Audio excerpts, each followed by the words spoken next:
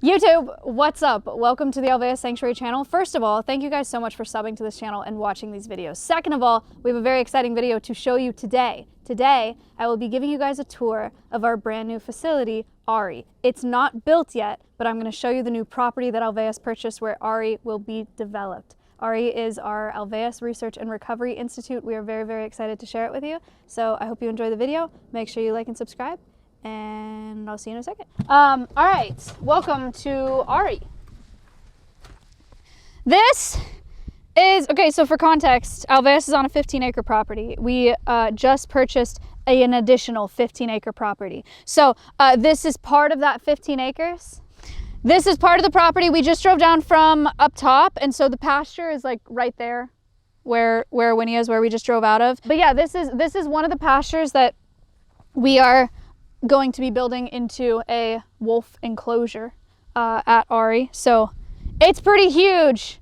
It's a lot of space, which is really exciting. The coolest part though, you guys can see a lot of this, or this whole pasture is really flat, which isn't ideal for a wolf enclosure, right? So these wolves that we're bringing in are going to be release candidates, and so we're hoping that they can be released into the wild one day. To develop the skills that they need to be good release candidates, they can't just be on a flat area with no vegetation that is like visible to cars and other people. So Mr. Beast and his team helped us develop this. This is Wolf Mountain, or Beast Mountain is what we're calling it. We got a plaque that's calling it Beast Mountain. This was not here at all before. This was an entirely flat pasture. And we brought in a ton of dirt. Welcome. We are 20 feet up, and this is going to be full of trees, greenery, brush, and a few more rocks throughout here. This was all donated dirt that was brought in. About 200 truckloads of dirt to build this up. And then we had Phillips Driveways and Excavation come in here and help us build this out.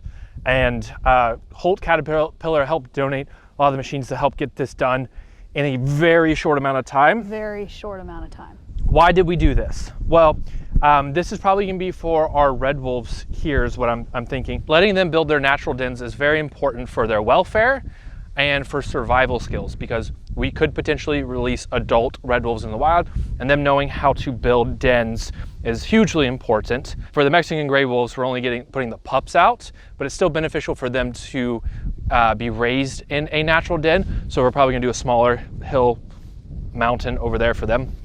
See that in a minute.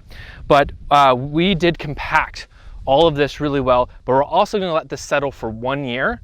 So this allows it to really sink in, compact properly. So when they build their natural dens, is a significantly less of a risk of it collapsing on them. We will monitor that as well, because we're developing cameras to go in dens. Hopefully take those cameras out to the wild as well. But this will be really great for them for building up muscle, because it's different muscle to move up and down hills. We'll give them a beautiful overview up here of everything. They'll be able to look out. They won't even see the fence line. They'll see over the fence line. And if they want to get away, there's still so much land back here. Jackson, you can come up here if you want. You got this. Yeah.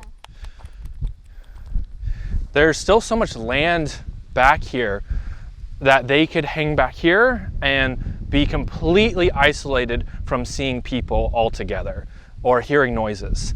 But the other thing is, if this kind of stream, or like dried up stream, is where the floods came through, so having this mountain position the way that it is, where it is, protects a lot of this area from more flooding, but also allows the wolves to get away from the flooding. They do have a high spot over there that they'll be fine at, but they can just sit comfortably up here during floods and not worry about a thing. They asked, will there be cameras? Oh, cameras everywhere. Oh, yeah. We're developing specialty cameras just for this, and this is our testing ground to then take those cameras out into the wild and have wild wolf cameras in front of their dens and hopefully in their dens. That's part of the dream of ARRI, is you guys have shown such incredible capacity to love and care for the ambassadors that we have at Alveus via our live cams, and we're so confident that we can replicate that model with release candidates, with wild wolves, put cameras on them here, and then put cameras on them in the wild, and that translation of you guys loving an animal that is now in the wild and then feeling driven to protect that animal and protect the area that it comes from is really, really exciting. So yes, that is a huge part of our plan. You guys have to be there for every step of their journeys, right? From getting here to watching them at this facility, to eventually breeding, to eventually reintroduce these pups, and then eventual reintroduction, and then watching them in the wild is the freaking coolest thing ever. So cool. That's the dream. That's the goal. We started talking yesterday. This is the big leak day, everybody. We started talking yesterday about hiring a horticulturist. Yeah! A horticulturist is a plant person. One of the reasons I think that San Diego Zoo is so awesome to visit is because they are incredible at landscaping and planting out the zoo. Like you walk in there and it feels like you are in a jungle. Like they do such a good job with planting, and then their enclosures are also really well planted. I think one of the reasons that Push Pop's enclosure is so awesome to walk into is because it's so well planted and it's very green and it's very lush and feels very natural. And so that's something that's really important to us.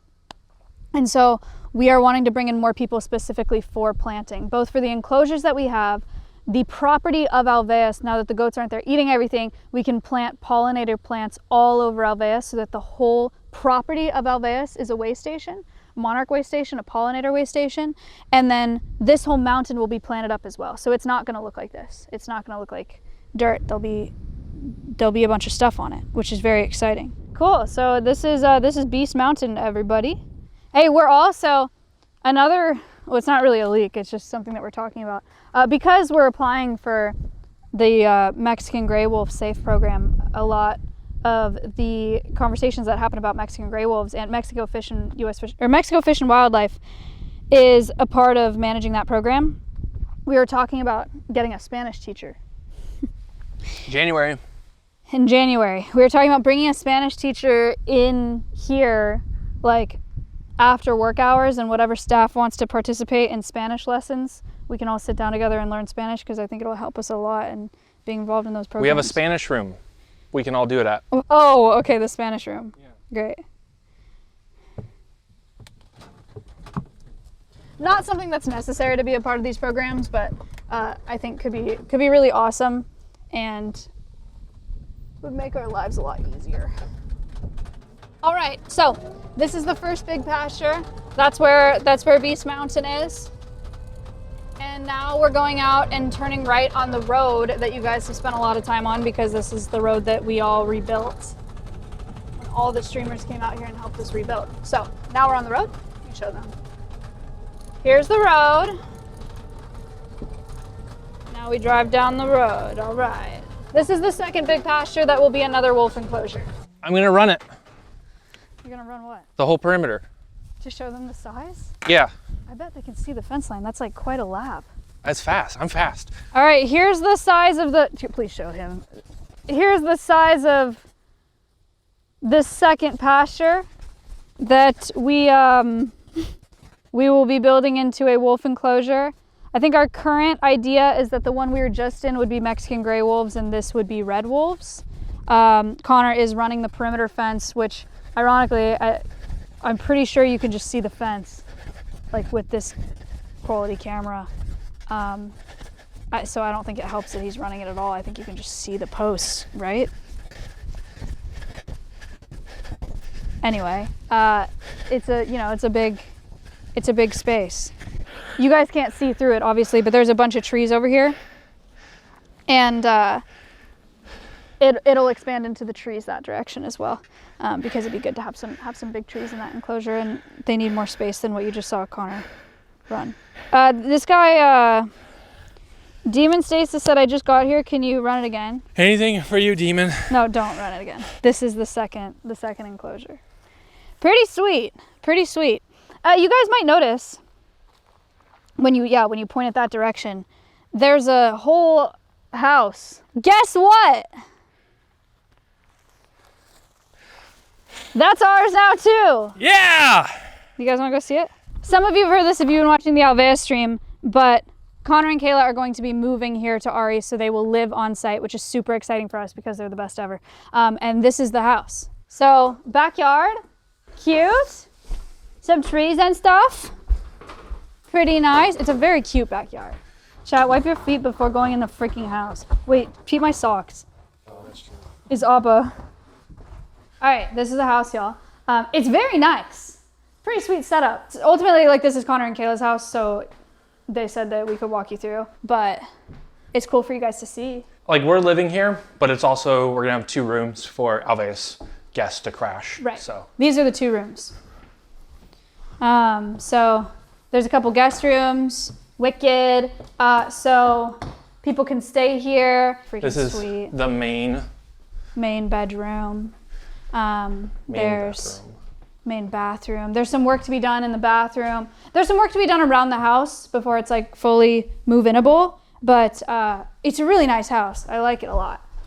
This is a room that is a part of Connor and Kayla's house, but we will be using for staff stuff for the Spanish. I assume this is what you're talking about, yep. for the Spanish lessons. Yep. For Spanish lessons, for staff meetings, for stuff like that. It's very cozy, very, very nice room. Freaking cute. Said I thought for sure the house was gonna be so gross. No, it's, well, I mean, don't look at that, but it's really nice. It's a really nice house. One of the reasons Kayla and I are moving here, we're gonna spend more time working, but we save, you know, quite a bit on commute. But then anytime there's an emergency, we can just take care of it.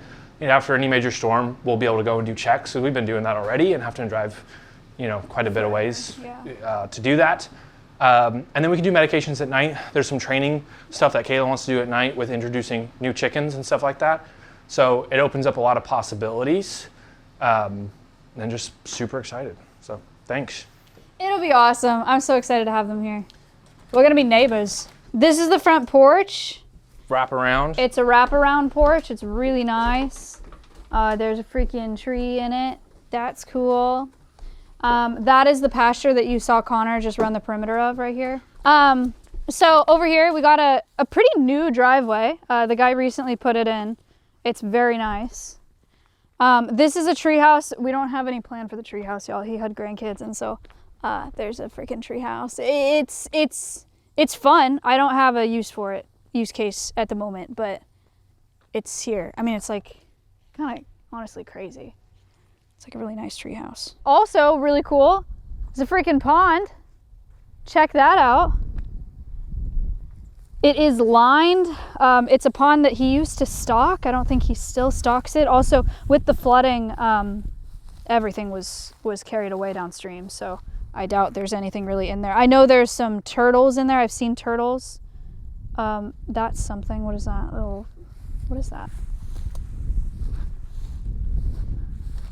He's not really moving like a water creature, because it's not a water creature, because it's a dragonfly. That's why I was like, he's not moving like he's meant to be in there.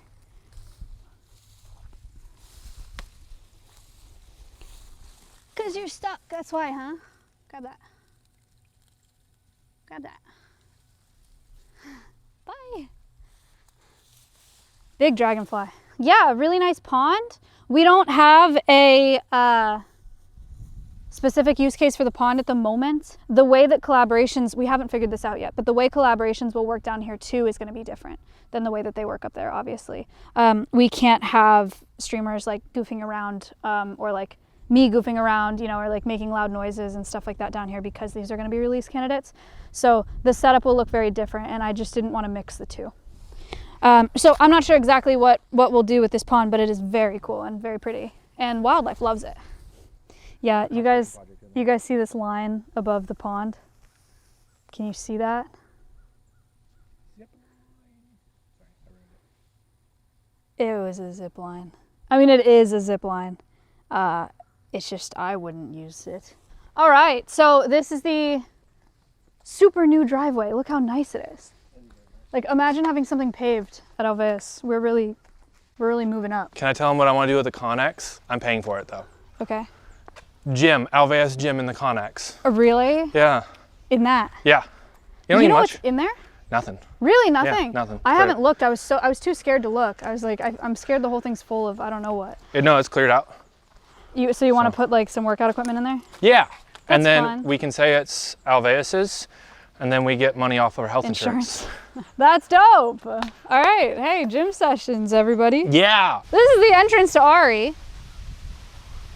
Everybody. And you're on a paved road. And oh my I'm God. on a paved road.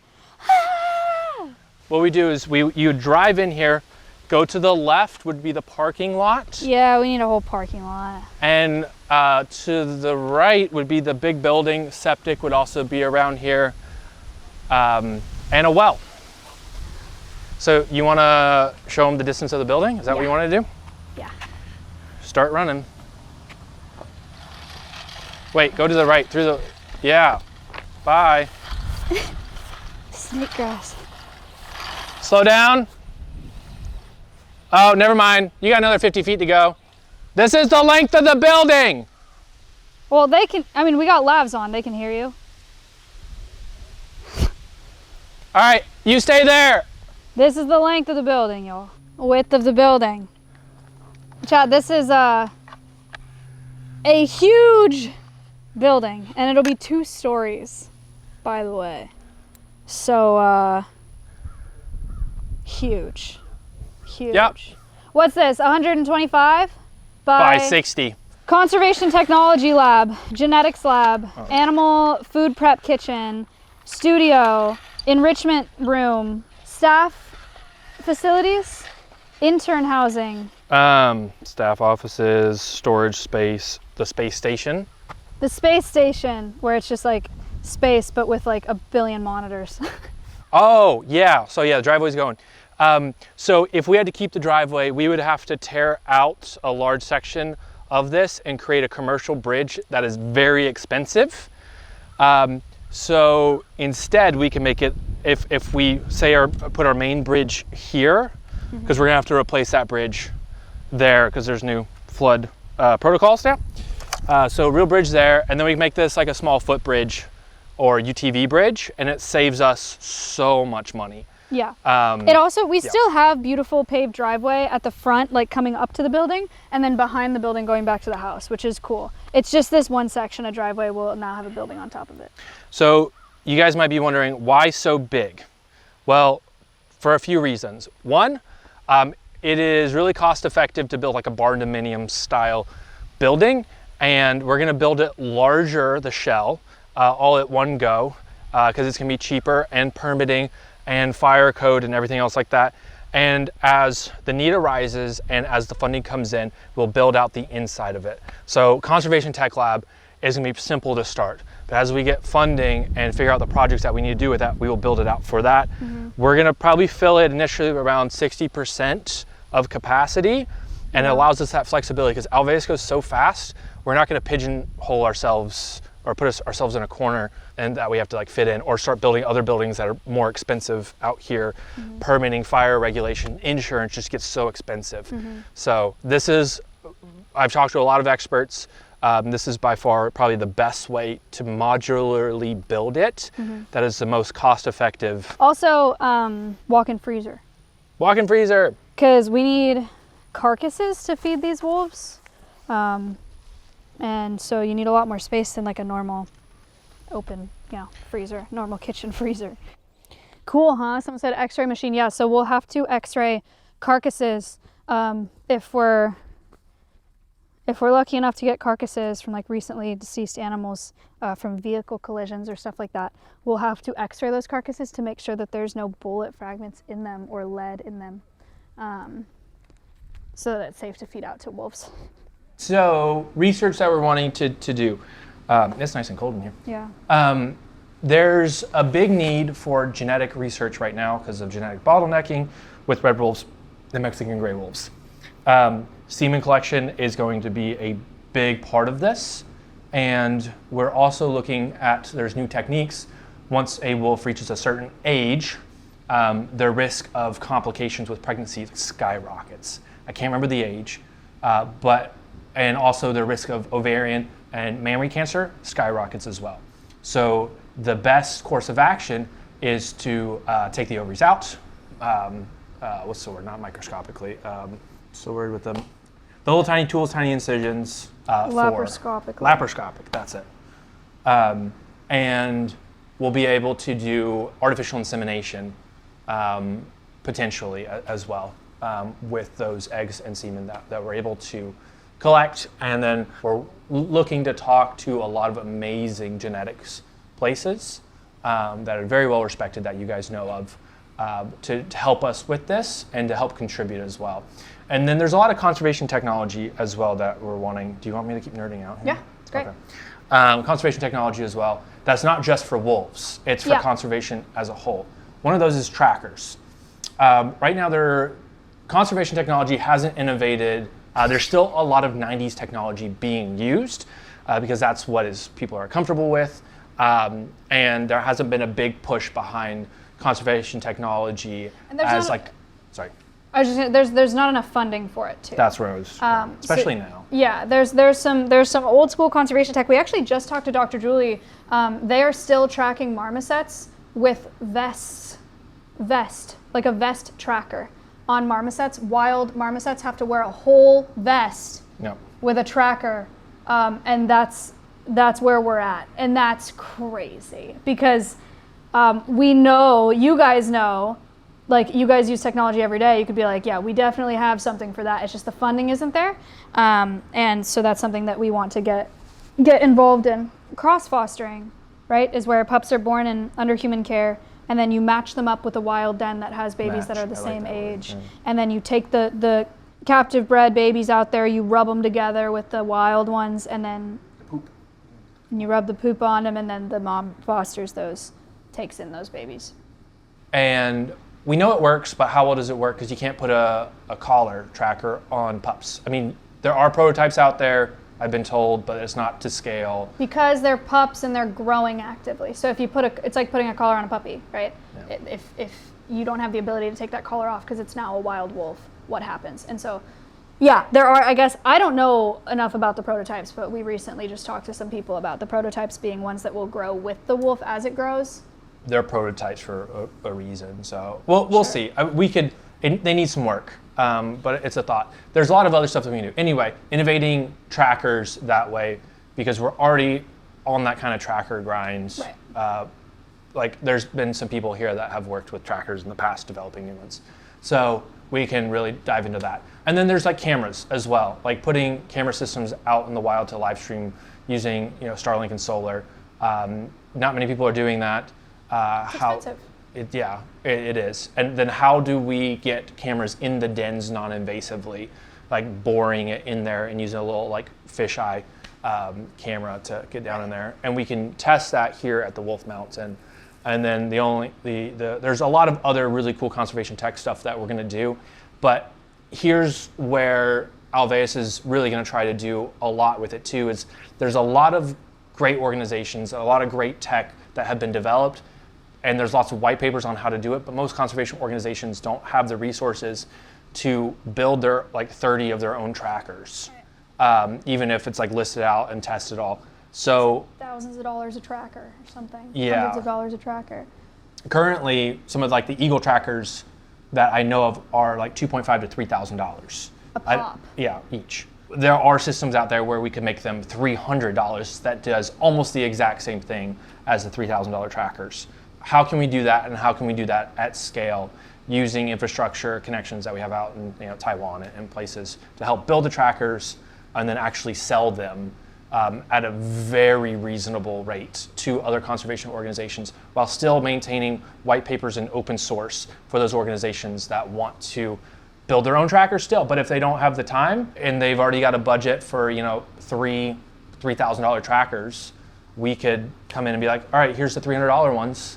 And now they have so much more data with that same budget. Yeah.